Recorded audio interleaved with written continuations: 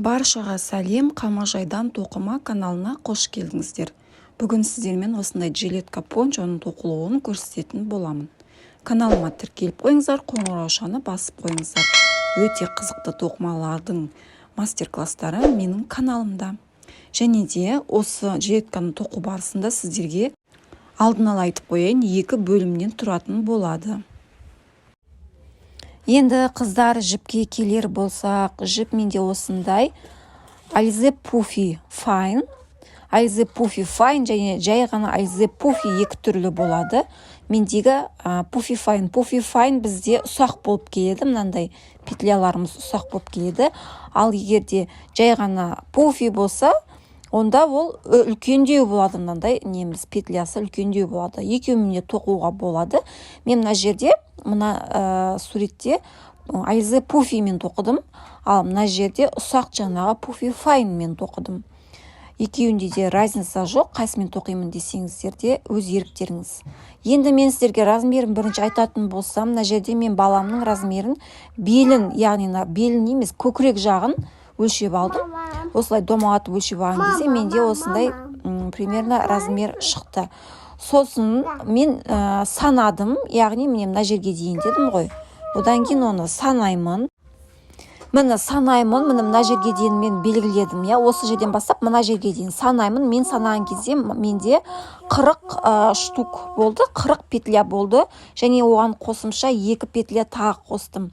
2 петля емес, 44 петля, 4 петля қостым. Чтоб кішкене кеңдеу болсын дедім, өйткені тоқыған кезінде бізде бұл петлялар кішкене не болады, жаңағы тарылады. Енді ары қарай есептеймін, санаймын, 44 петляны санаймын. 44 петляны санап, 44 петляны 2-ге бөлемін. Кешіріңіздер, 44 петляны 2-ге бөлемін, яғни мен 22 петлядан келеді. 22 петляны мен қазір санаймын. 22 петля алдыңғы жағы және артқы жағы болып саналатын болады. Енді қараңыздар, бірінші біз петлямызды былай кішкене тартып, бастамай тұрып осылай тартып аламыз. Сол кезде мына жері кішкене осылай сөгіледі. Солай істеген дұрыс болады, мықты болады зато келесі петлялары. Енді ары қарай бастаймыз. Біздің бірінші тұрған петлямыз оң болып тоқылады. Одан кейінгілері сол болып тоқылады. Мен қазір мына жерде 22 петля санаймын. Өйткені 44 дедім, 44-ті 2-ге бөлеміз, 22 алдыңғы жағы, 22 артқы жағы болады, яғни. Міне қазір 22-ні санап. Енді мынадан бастап санаймын. Мынадан бастаймын. Бізде мынау аяқталған, мына ұстап тұрған петля менің аяқталған петлям ғой. Сол оң болады. Және де мына петляның ішіне біз оң етіп, біріншісін оң косичка етіп тоқитын боламыз. Сосын мынау ең бірінші мына петля тұр ғой, соны оң етіп тоқитын боламыз. Ол үшін біз қазір мынау менде саусағымда сол жағына ұстап тұрғаным жалғастырып тоқитын жіп. Оң жағымда ұстап тұрғаным ол біздің жилеткамыз. Мұны қараңыздар, мынау петляны астынан жоғары қарай кіргіздім, астынан ғана кіргізе салдым.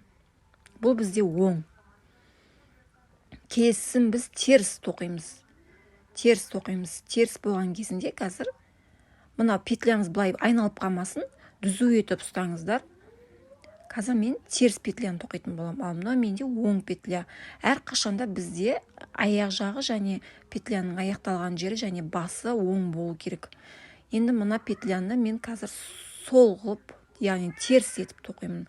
Ол үшін біз мынау сол жағымдағы жіптен, жалғастырып тоқитын жіптен, сол жағымдағы келесі жіпті аламын, келесі петляны аламын да, астынан емес, наоборот, былайынан үстінен кіргізіп, осылай шығарамыз. Сонда бұл бізде теріс, яғни сол болып тоқылады, сол жақ болып, теріс болып тоқылады.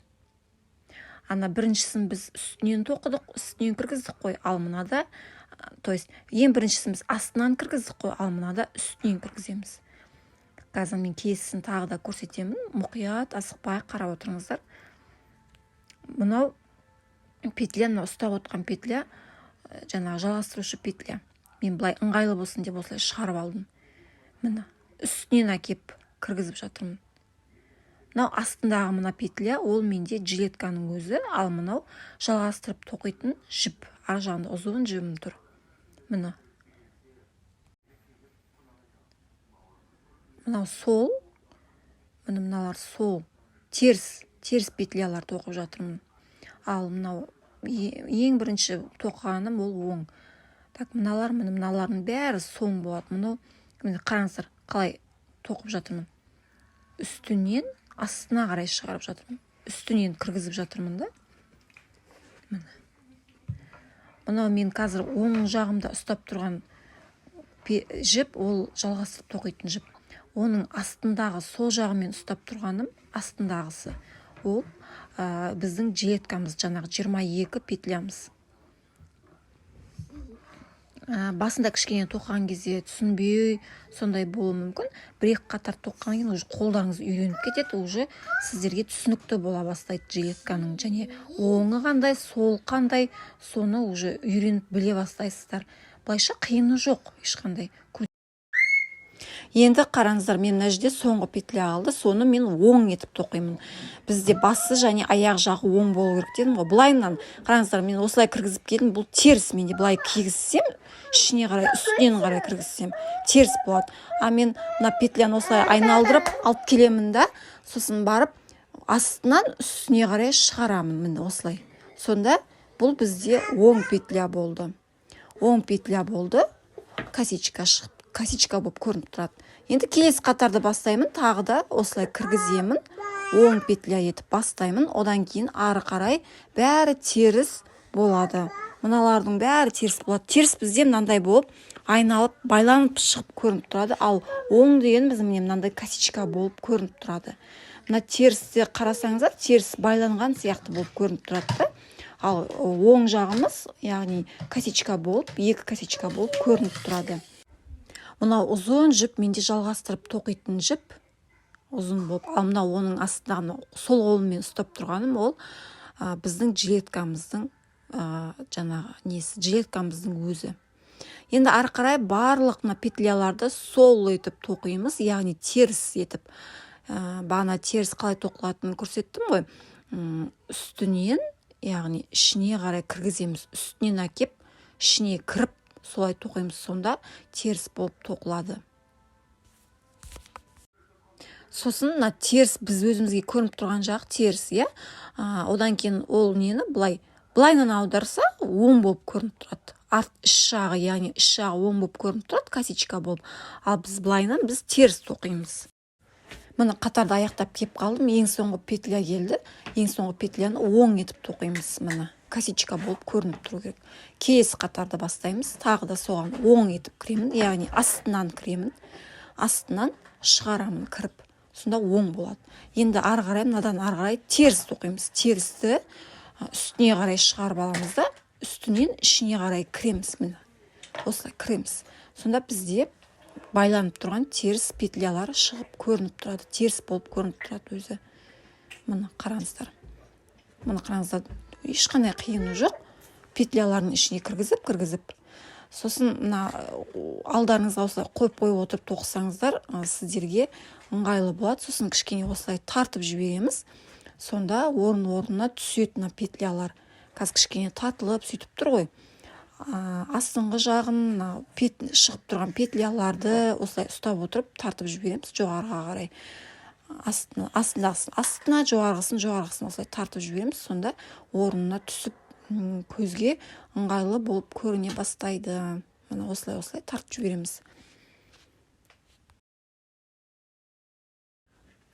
Енді осыдан ары қарай өзіміз жалғастырып тоқи береміз. Және де мына екі жақ шеті, оң жағы мен сол жағы, сол жақ пен оң жағына екі жақ шеті бір петлядан ол бізде оң болады да, оң етіп тоқимыз да, қалған ортасындағы мына барлық петляларды соң теріс етіп тоқып шығамыз. Және де мына ұмытпаңыздар, оң қалай болып тоқылады, теріс қалай тоқылады. Теріс ішіне жоғарыға қарай, ал оң астынан ішіне қарай бері қарай шығарып аламыз. Енді мен сіздерге қазір айтамын қанша қатар болатын. Мен ол өзімнің размерім бойынша, ал сіздер өздеріңіздің балаларыңыздың бойына өлшеп солай тоқисыздар. Менің размерім бойынша 10 қатар тоқыдым, яғни барлығы түгелдей мына жерде қазір менде 10 қатар. 10 қатар мен баламның өзінің бойына өлшедім. Енді қараңыздар, мына екі жақ шетін қараңыздар, мына. Қараңыздар, қалай оң болып көрініп тұр, косичкалар көрініп тұр. Бұл біздің бағана оң етіп тоқимыз деген. Ал мына жағын аударсаңыздар, тоже оң болып көрініп тұр, ал алдына былай аударсаңыздар, теріс көрініп тұр мына жағы. Көрдіңіздер ма? Содан білесіздер. Сосын арасында кейде осындай косичкаларымыз қалып қояды, ол ештеңе етпейді. Главное, тоқымай қалып қалған қатардағы косичка болмаса болды. Мынау бізде теріс осылай көрінеді, байланған болып көрінеді. Ал оң жағын жаңа көрсеттім. Енді біз ары қарай біз тамағын тоқимыз. Тамағын болғанда горловина дейміз ғой, соны тоқитын боламыз. Мына жерде менде қазір 22, мынау барлығын санағанда 22. 22-ні 2-ге бөліп жібереміз, 11. 11 оң жақ және сол жақ 2-ге бөлеміз.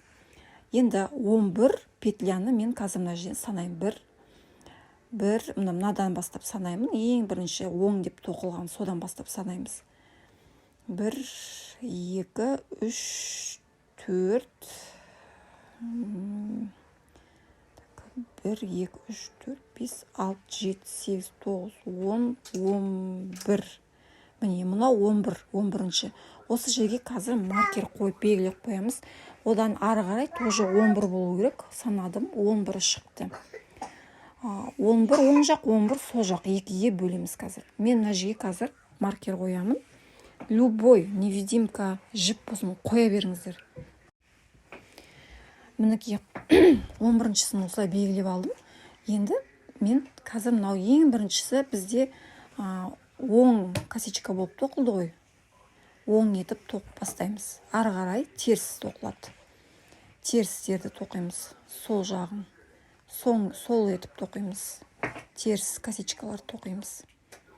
Барлығын осылай теріс етіп тоқып келе жатамыз да, одан кейін мына маркерге жетпей 2 петляны басқаша етіп тоқимыз. Яғни қысқартамыз. Қазір мен мына жерлерін тоқып алайын. Соң етіп тоқып жатырмын. Теріс петля етіп тоқып жатырмын. Мінекей. Теріс петляны сіздерге көрініп тұр. Осылай үстінен ішіне қарай кіріп жатырмын. Астына қарай, астынан шығарып осылай, міне, ішіне осылай кіру арқылы.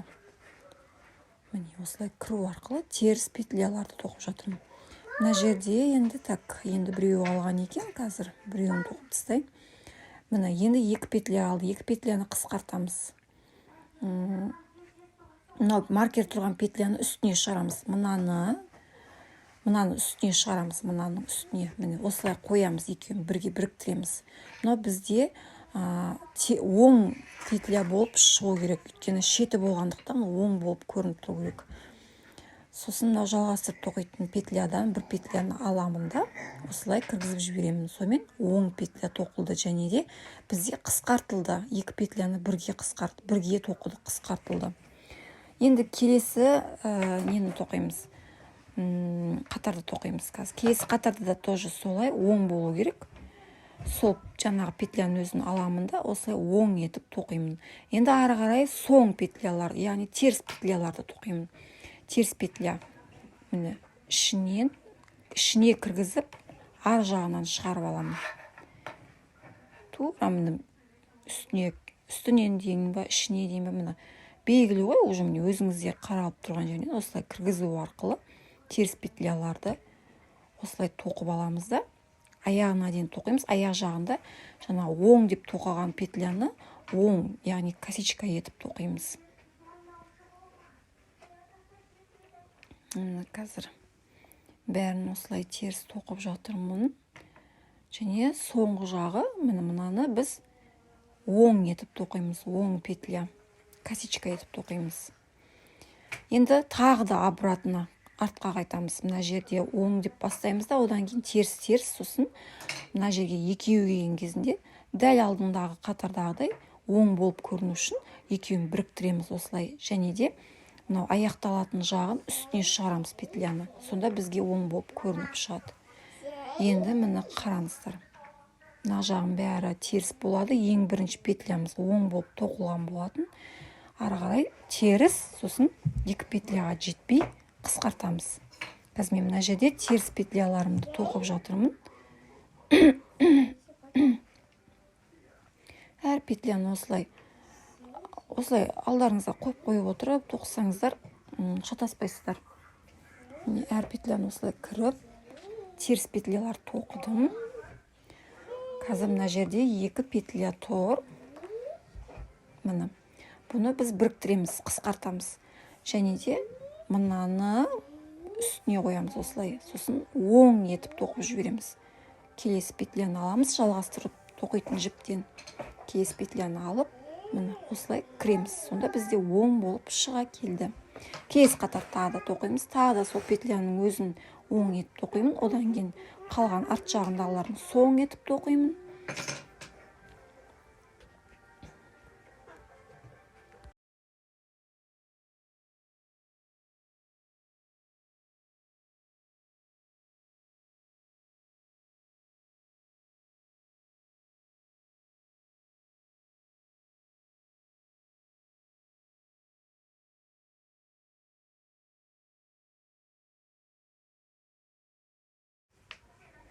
Міне аяқтауға келіп қалдым. Қазір мына жерде ең соңғы петляны оң болған, оң етіп тоқи береміз. Міне. Енді мына жерде бізге мынау болады, қысқартқанымыз пока. Енді келесі мына екінші жағын тоқимыз. Екінші жағын тоқып бастаған дұрыс болады. Екеуін бірге қатар бірге алып тоқысақ, біз қателеспейміз. Сонда бір жағында көп, бір жағында аз болып қалмайды да. Міне. Мына жерде бізде бір рет, екі рет қысқарту болды, қателеспесем. Енді келесі мына жағын бастаймыз. Мына жағына қазір басқа жіп алып тоқимыз, жаңадан жіп алып.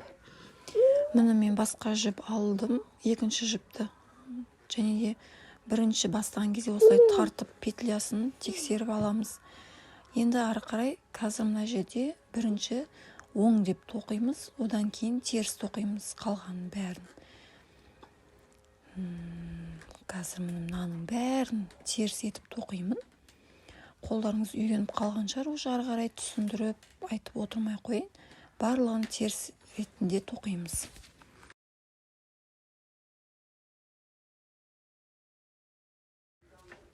Енді екі петля қалды, және де мынау үстіне қоямыз. Міндетті түрде бізде оң етіп тоқу үшін үстіне қоямыз. Осылай біз қысқартамыз. Енді ары қарай тағы да келесі қатарда бастаймыз. Бірден осына петляның ішіне тағы да оң етіп петляны тоқып жібереміз. Міне, осылай оң етіп тоқылған болатын, қысқартылып тұрып. Енді келесі қатарды бастағанда дәл жаңағы петляға кіреміз.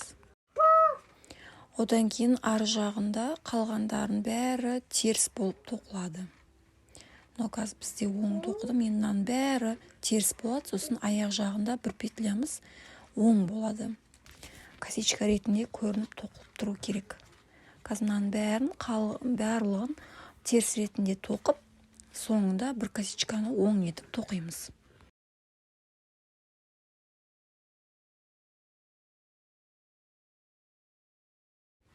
Соңғы петляны оң етіп тоқимыз. Оң етіп тоқып алдым, енді келесі қатарды бастаймыз. Тағы да сол петляға кіремін, оң етіп тоқимын. Мына жағында қалған бәрін теріс ретінде тоқимын.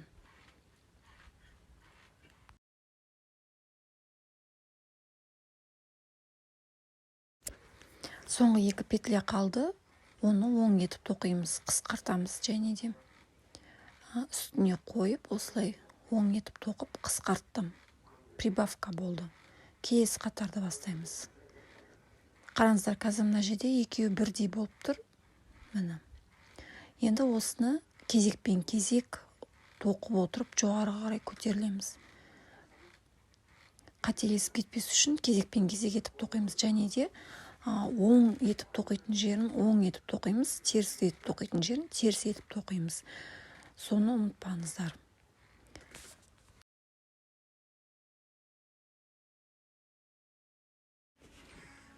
Қазір мен мына жағын тоқып жатырмын, теріс етіп, және оң етіп тоқитын жерін оң етіп тоқимын. Осы аяқталғаннан кейін келесі екінші жағын тоқимын. Кезекпен кезек осылай тоқып отырамыз, сонда бізге қателеспеуге жақсы болады, ыңғайлы болады, қателеспейтіндей болу үшін екеуін бірге алып отырып тоқимыз. Және міндетті түрде оң жағын оң етіп тоқимыз. Енді мінекей, ары қарай сіздерге айтарым, 5 қатар тоқып жіберіңіздер. Енді егер балаңыздың мойны сыяды, мойнына келеді шыққанда, кіргенде оңай болады дейтіндей уақытқа дейін тоқисыздар. Және де ешқандай несіз, прибавкасыз, тек қана оңға оң, сол, оңға оң, сол, солай тоқимыз. Прибавка жасамаймыз, қысқартпаймыз, яғни тек 5 қатарды чисто не қылып тоқимыз, өзгертусіз тоқимыз. Міне мен тоқыдым, 5 қатар тоқыдым. Және де мына жерде мынау біздің мойын жағымыз. Өздеріңіз енді өлшеп көріңіздер, баланың басы алынып салынуына, яғни киген кезде ыңғайлы болатындай етіп тоқыңыздар. Егер ыңғайсыз десеңіздер, әлде 2 қатардай тоқып жіберсеңіздер болады. Ешқандай қысқартусыз. Енді мына жағы бізде қанша петля, мына жоғары жақтарындағылар, соны санаймыз. Мына жақта менде 9 петля, мына бәрін санағанда 9 петля болды, и мына екінші жағы да 9 петля. Бұл менің өлшем размерім бойынша. Яғни екі жағы да бірдей болу керек. Енді біз ары қарай арт жағын тоқитын боламыз. Пончомыздың артқы бөлігін тоқимыз. Енді менде 9-ға 9, 2 9-ды қоссақ 18, общий менде 24, 24-тен 18-ді алып тастағанда менде 6, мына жерде 6, осы аралықта 6 петля тастап қоюым керек болады. Енді ол үшін міне былай саналады. Қазір мына жерден бастап санағанда 9, ары қарай 10, 11, 12, 13, 14, 15, мына жерде, 6, осы ортаға 6 петля қалдырамын да, ары қарай жалғастырып санап жіберемін. Сонда барлығы менде 24 петля болу керек. Міне менде мына екі ортадағы мына жерім 6 петля болды.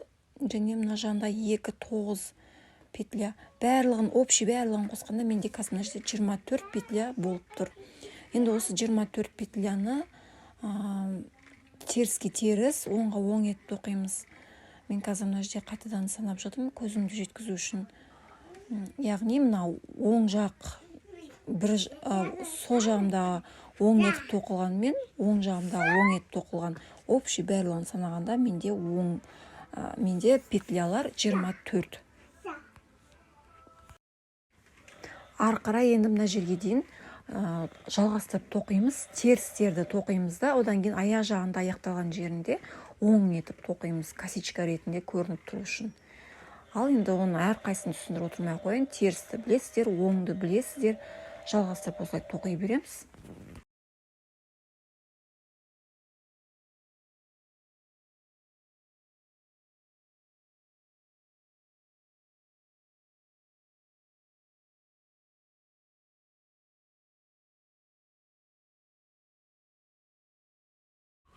Міне аяқ жағына келдім, аяқ жағын оң етіп тоқыдым. Мінекей.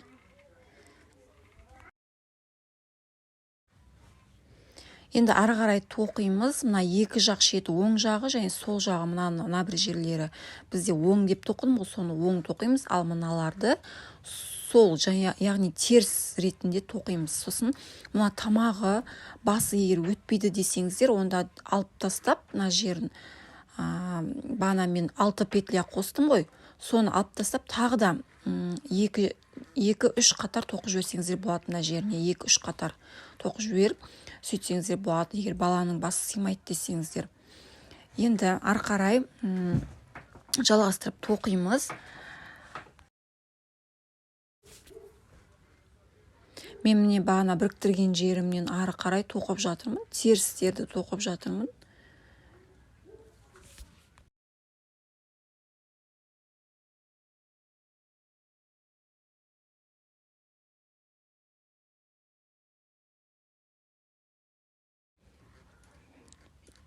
және соңғы жағын оң етіп тоқыдым.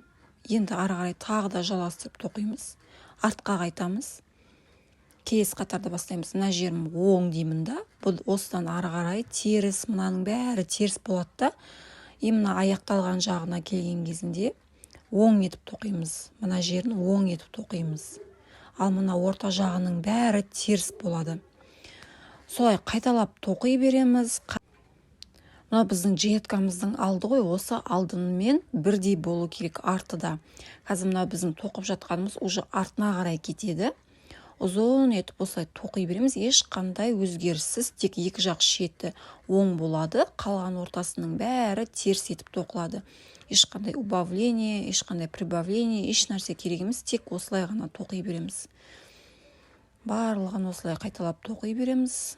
Ұзын етіп, мына алдыңғы жағы менің жеткамның алды қанша қатар болды, арт жағы да сонша қатар болады. Бірақ кішкене қысқалау етеміз. Себебі қазір мен сіздерге кішкене тоқып болғаннан кейін көрсетемін. Иық жағымызға түседі ғой, сол үшін арт жағымыз кейде ұзын болып қалады да, сол үшін арт жағын бір-екі қатар қысқа, бір-екі қатарға жеткізбей тоқимыз.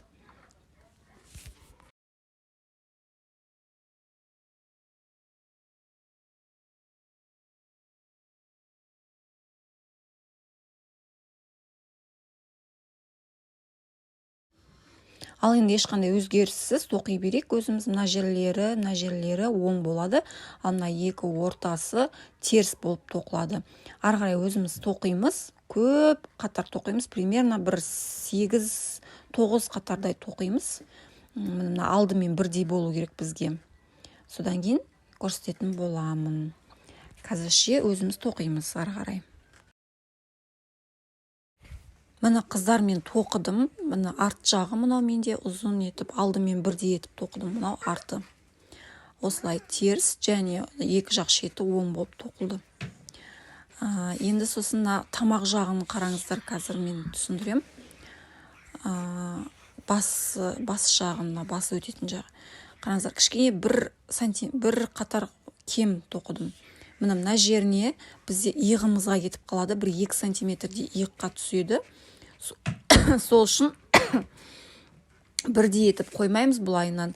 Жаңа мен 1-2 сантиметр міне осылай етіп теңестіреміз. Теңестірген кезде осылай қойып теңестіреміз. Және де тоқылған жерін содан біле аламыз.